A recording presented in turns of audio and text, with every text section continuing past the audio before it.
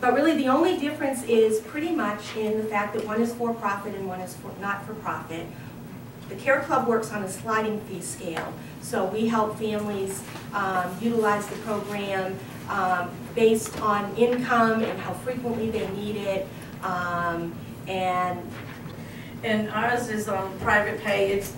It could almost be called nonprofit, but it's not. My husband's severance package of retirement went into the program. But I really think because of our licensing, we have to have a lot of very similar programs: mental stimulation, physical movement, socialization, safety is the key, and a group atmosphere. There can be a smaller group to a larger group, and we have staff ratio, which is required, 1 for every 6 guests. We have to have a staff person. So, but the only thing, I don't know, Luann has been a godsend to me as far as opening the business in 2009. She has been my Rolodex of information along with the Alzheimer's Support Network. We have different rooms set up for different activities, different sizes of people, and we base our activities on the people's schedule. So people aren't waiting for an activity that suits them physically or cognitively. We know about a week ahead who's coming in on the schedule, and then we have a great staff person like Luann. Everyone, I mean, the people that work in the industry, we're doing it, I think, truly for a passion perspective. We're not in the corporate USA, right.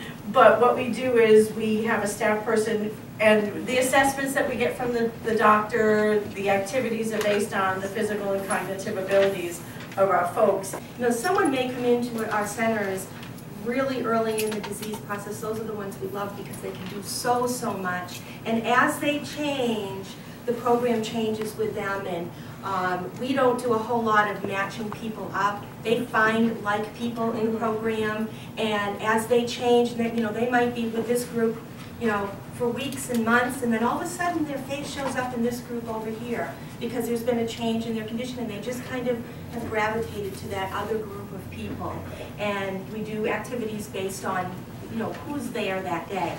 What's the hours of operation?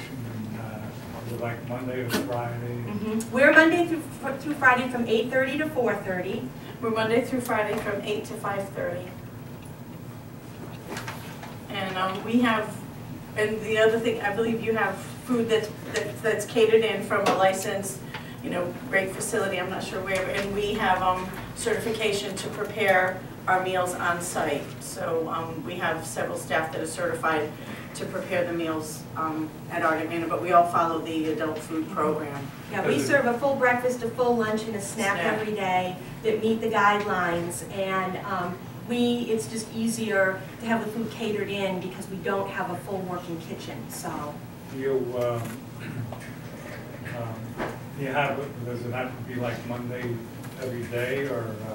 The way we operate is, once someone decides that they're going to use the program, we need to know they would come the same day or days each week. So someone would be scheduled for Monday, Wednesday, and Friday. Let's just say that's a schedule that someone picked. And that would be someone's schedule unless they have a doctor's appointment and they need to switch a day. We can do those things, but because of our licensures, we have to know how many people are coming because we can't go over the number of our licensed capacity, and we, you know, ordering meals and making food and all those kinds of things. But we also understand that phone call, it's just not a good day today. We understand that. We know that that happens out there, and we just make it another day. Right. We have a minimum of 4.5 hours because we want to give the caregiver that much, at least that much time during the day that they can schedule their own appointments or do things that they need to do. And it gives our guests an opportunity to participate in a few activities and have at least 1 or 2 of the meals or a meal and a snack. And we ask for a schedule, an approximate schedule ahead because of the licensing. We have to have certain things in place. But we try to have that little extra room because of the last minute phone call, like I've got to do this, can they come today? So we try to leave that little bit of opening. We don't have a daily requirement because we figure that's something that the caregiver, the doctor, we're part of your care plan. We don't decide what you need, but we'd like to complement it.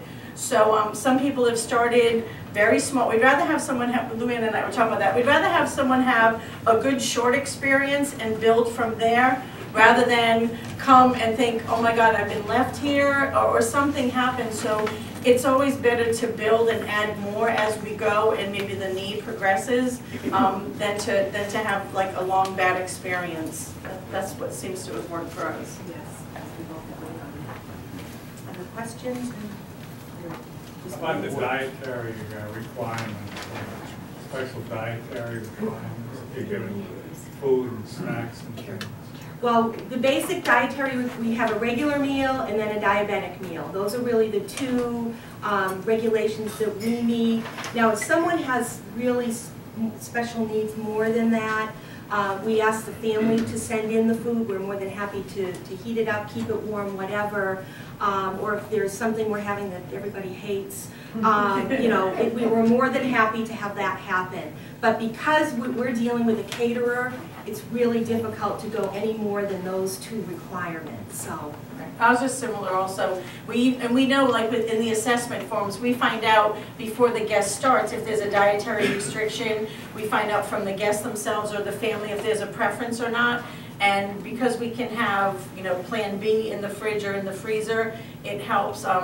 We haven't really had too many complaints with what we serve, and a lot of times what is good is like the guests actually participate in what we're going to have for a snack, either baking it or choosing it. We've had a few people with specific dietary restrictions, and we've had, the family has brought in something particular for them, and we heat it up or cook it accordingly.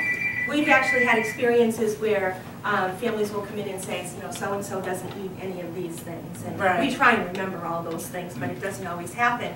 But one day we're having a pizza party, and the wife came to pick up her husband, and she said, well, what did he eat today? Because he hates pizza.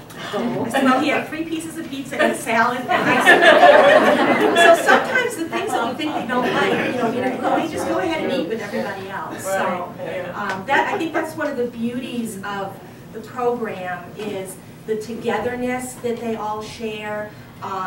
You know, many of you, you know, you're having trouble with your loved ones eating at home, but they come into the centers and they sit down, and because everybody else is eating, they eat right along with them. It's a social event, and we make it like that. And it's like, you know, I always tease them about singing for their supper, but we sing after the fact, you know, it's things like that. But it's really a social event, and I think we try to keep in mind. I keep in mind, like, when I'm sitting by myself, I'm less likely to do things, or even sometimes my husband and I will talk each other out of doing something, but just get a couple of people to call and say, hey, do you want to go do this, do you want to do that? And then the energy of a group really lifts people and gets us moving. So I think that's part of the magic, is the group.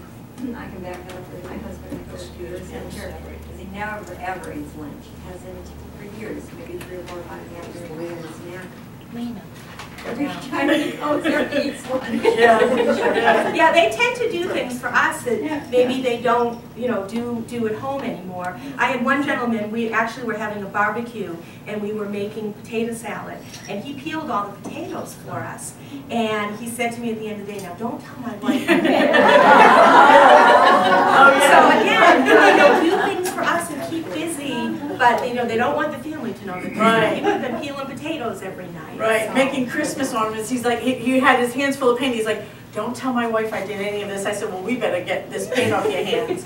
But another thing with eating, I think because maybe in your schedule too, we exercise before lunch. So we work up an appetite, and then we say, all right, now we've got to work off our lunch. So we'll do an activity, beach ball. Folks play beach ball for an hour. And then I'm like, okay, well, you know what? Now we've burnt off our lunch. Now we've got to go have something to eat. And everyone's like, okay. So I think that's part of it too. You know, like they're physically moving, mentally moving, and then the social engagement of eating with other people helps.